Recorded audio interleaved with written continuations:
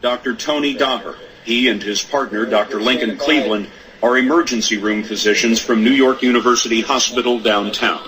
We saw all our casualties yesterday at our hospital stopped at about noon. It got really strange and very spooky. Things just stopped coming in that had anything to do with the blast. Now, that doesn't make sense for a collapsed building. They're only dealing with, rescue workers that got injured, not anybody from the building. And by noon, they stopped coming in. I'm going to continue here. And, at the time, I was thinking, you can read a couple things into that. Either people are buried and they're going to start bringing bodies out, or just everybody died. Where are all the people who were in these buildings? The buildings were built. The structural support of the building is the shell, is the skin of the building. I remember when they were built. This is a doctor. The innovative architecture of it is that the outer shell is where the strength of it is. And I think what happened is the whole thing imploded. It was like a chute that went straight down. What does that mean to the inside? It means that the explosion has nowhere to go except down.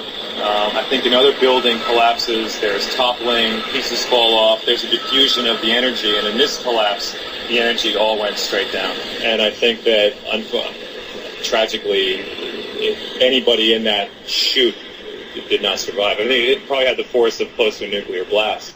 All right, I'm going to stop for a second and say, because they changed the scene here, that if all the force went down, we would have a seismic chart that showed an impact on the ground. We just had a surface wave, which is consistent with the weight being lifted off. You no longer have the two 500,000-ton buildings sitting there. Instead, pretend King Kong reaches over and grabs a building and just chucks it up in outer space. Just for a mental model, you don't have that weight on anymore, like getting off your mattress. When you get up, it recovers, it bounces back. That's different than a hammer going bang, bang, bang on the bedrock. So, if it really did go straight down, it'd be like a big, huge hammer on the bedrock. It'd be like hitting a tuning fork with a hammer. And that didn't happen. But this is a medical doctor. He's trying to explain it because he's struggling. What information he's giving us is that what he saw happening, he doesn't have an explanation for it. So he's just reaching as hard as he can to try to explain it away. Because, we're all the people. That, you heard the silence before that. He was very uncomfortable with that question. And then just had to, come up with some explanation. And you can see from his expression, he's in pain, he's traumatized. It doesn't add up. You should have a lot of bodies. But here they're going to talk about, they pulled out, they're going to ask some firefighters, and the firefighters thought they pulled out 2, but then the doctor talks about 1, and he was in good shape. He came from the 80-something floor. That's this part. These firemen from Brooklyn have been taking the mountain down piece by piece, and many of them share the pessimism of the doctors. It's what? It's just huge rubble.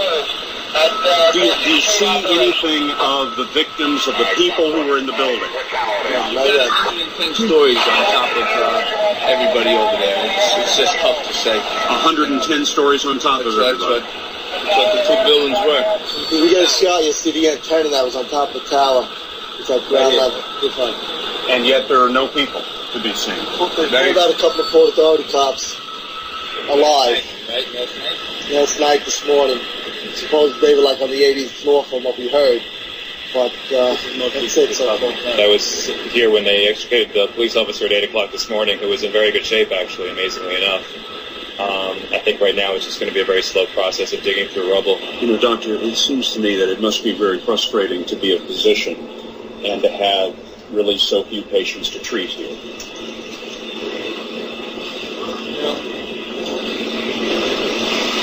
I don't know the numbers yet, but I certainly hope that means that a lot of people made it out alive. And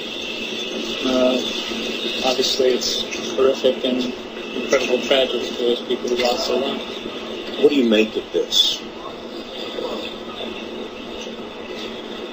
Words fail. Words fail. That was the best statement of all. Yeah, he couldn't explain it. Words fail. But it was above the 80th floor is where this firefighter was. I mean, a police officer was. And he was in good shape. And there was somebody else who was on the 22nd floor. He called him the surfer. He ended up on he just rode down the dust cloud. As the story goes, but what is that's his experience. But what we do know is that where those people came out of stairwell B, what was left is 4 stories worth of stairwell B. The surfer landed right on top of that. So if those guys in stairwell B had walked up the stairs, looked there they would have found the surfer. He was laying there right on top of the landing of the 4th floor. That's why I think there's something special about Stairway B that didn't totally, toast the building. What I mean by toast is, in U.S. that term is used for its history. It's toast. Totally destroyed. You can't, beyond repair. But what is interesting is they talk about somebody on the, above the 80th floor, 82nd floor, I think they said, I'm not sure, but above the 80th floor, a Port Authority police officer, and it was in relatively good shape. How on earth could be in relatively good shape? Absolutely. If it were a pancake collapse, it'd have been squashed. If it were, if bombs going off, they'd be blown to bits by, if not sitting on the bomb, but having a piece of flying debris hit them. And also the stairwell B survivors, the 14 people there, they weren't squashed, they weren't crushed, they weren't burned up. They walked out, went home. They probably took them to the hospital to see if they're okay first, but and the surfer went home that night. That's incredible. Do you know what happened to the policeman from the 80th floor? Did he go to hospital? I haven't tracked him down, and I sort of hesitate on getting, identifying or whatever, because he's been through enough, and let him decide when to reveal himself. Like the surfer kept it inside for 10 years, and had, survivor's guilt and other issues going on, which you can completely understand. I mean, it's a horrendous thing, and then finally start to talk about it. But imagine, how the people in the truth movement they go attack these people.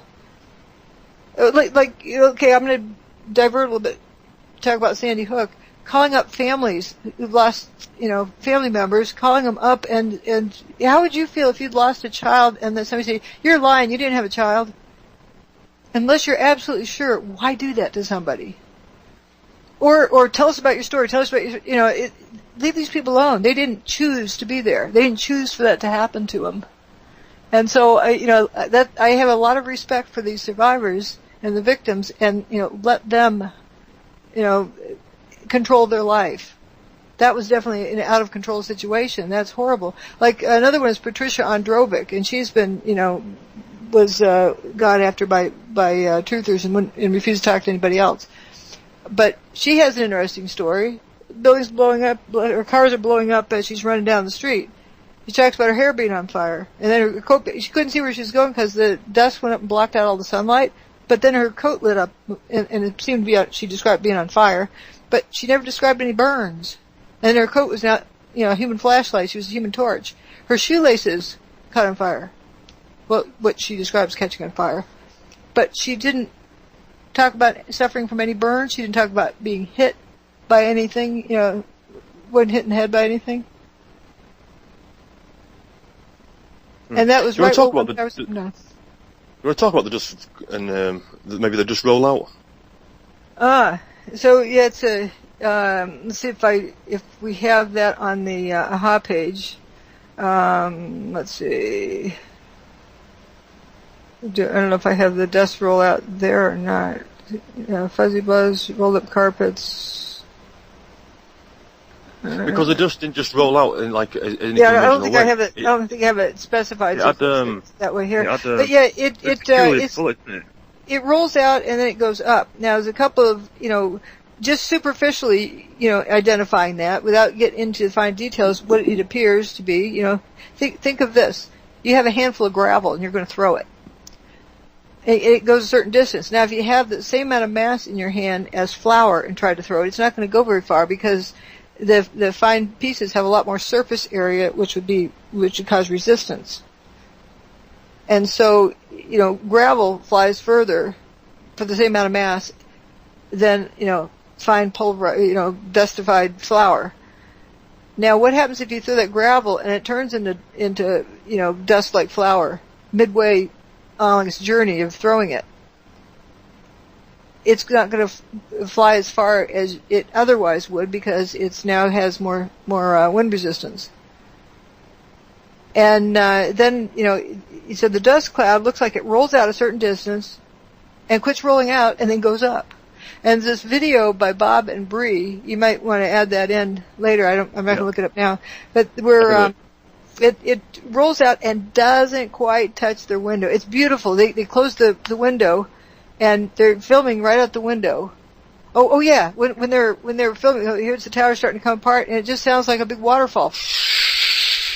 You don't hear a bang, bang, bang, bang, pop, pop, pop, pop, crunchity, poppity, bangity, boomity. You don't hear that. That's what you'd hear with a collapse. Or you don't hear a bang, bang, bang, bang, bang, bang. You would hear with a controlled demolition of bombs going off. Instead, you see this thing go shh like waterfall. It's just turning to dust as it comes down. And it was just wonderful of them to capture this on film and then share it with us. And so they're filming it, and you see the dust cloud roll out. It rolls out a certain distance. It doesn't quite reach their building, and then it goes up. And if they opened their window, reached out, you could poke the edge of the dust cloud. It didn't touch their window. They filmed to the right and to the left, and to the right you can see this patch of green where they have boats that are carrying people off over to New Jersey to rescue, and the grass is still green. You look to the left and you look down the street, all the way across Manhattan, and you see the dust only went so far and then it went up.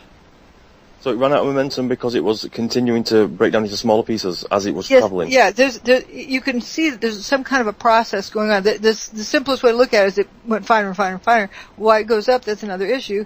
But it quits rolling out all about the same time, and then it goes up. Now that is not what controlled demolition dust does. First of all, in regular controlled demolitions, you don't get dust much higher than the original height of the building. And the dust doesn't happen until the building slams the ground, the majority of it. You use bombs to slice and dice the building so the chunks drop down and slam to the ground. They use, kinetic energy from gravity. And they slam it down to the ground, it busts up into pieces, and you get some dust, squirting out and going wherever, but really doesn't go much above the original height of the building. And I've got several examples in my book, Where'd the Towers Go? And in the Seattle Kingdom, when that went away or got blown up, it was pretty interesting that in the newspaper they said, wow, dust filled all of downtown for almost 20 minutes. Yeah, I think the World Trade Center, 20 months maybe? It definitely wasn't 20 minutes. No, but you've got the top of one of the buildings when it twisted. That shows evidence. Hang on, let's keep with this. So the dust rolled out and then went up, and that is not anything like controlled demolition. No, it proves that the dust was continuing to get smaller and smaller and smaller as it was going forward. Or something, an ongoing process. We can say that much. We haven't proved that it gets smaller. We've proved is that there's a process going on that stops it from rolling out. Because if you were ahead of that dust cloud as it's rolling out, first it's a little bit quick, so you have to, work up to a trot with your briefcase. You run down the street, and then as you get near that pedestrian bridge by Stuyvesant School, you can walk down. You can slow down to a brisk walk, and still stay ahead of the dust cloud. Then the dust cloud stops right at the bridge, and we do have that video. Let's see. Here's a link there. And the media is talking about the building turned to dust. But you can watch as it's approaching the bridge, watch how the people who are, trotting along at a gentle jog, and then they slow down to a brisk walk to stay just ahead of the dust cloud. They're not too worried about they just want to stay ahead of the dust cloud. Sample on a police car turned out dangerous. Another sample a couple of blocks away, not dangerous. But most interesting, in the mix, they think, at specks of steel that used to be beams and elevators. Look at the people on the ground. The lobby floor and facings. So what were once the strongest architectural elements in the two towers were pulverized. Large portions turned into clouds like this one. Still, there is this mystery. If some of the hardest materials were vaporized, how to account for the presence everywhere of paper, fully intact letters, business forms, stationery. Paper is so fragile and combustible, and yet somehow, maybe because we have so much of it, it was everywhere.